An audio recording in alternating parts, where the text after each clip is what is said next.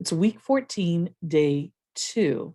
And as we continue in the book of First Samuel, this time chapters 4 through 8, we see a story about the Ark of the Covenant. Now, we haven't really talked much about the Ark of the Covenant since the end of Exodus, at which time it was built as part of the furnishings of the tabernacle.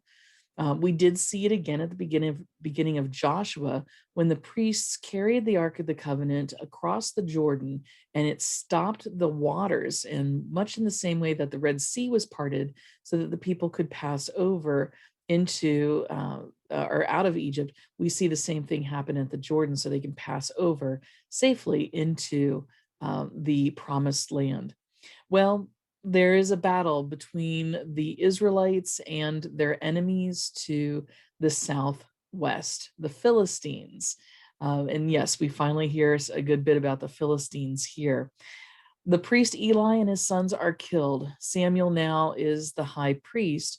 And what they find is that in this battle, the Philistines actually capture the Ark of the Covenant and they take it with them to their homeland. They put it in one of their temples. But what they find is that God did not build that Ark as to be a trophy for a foreign peoples, and they become suddenly plagued with a number of problems.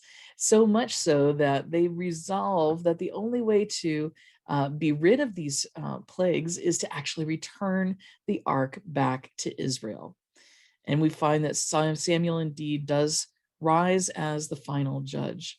But the true story in this particular section that we're going to read today is the people's response. By this point, Samuel has gotten older and he has sons of his own who are also priests, but they're not priests like their dad. They did not grow up to be faithful followers of God like him.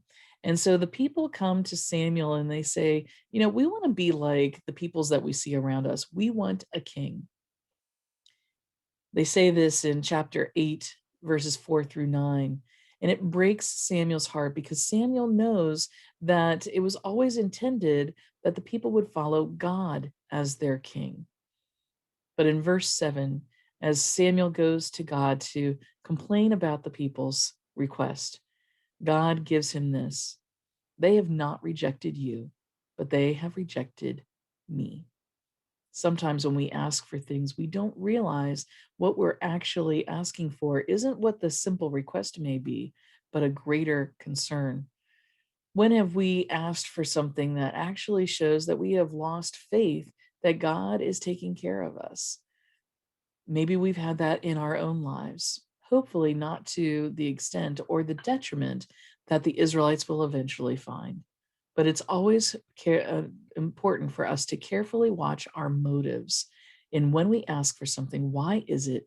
And what is it saying about our relationship with the God of the universe?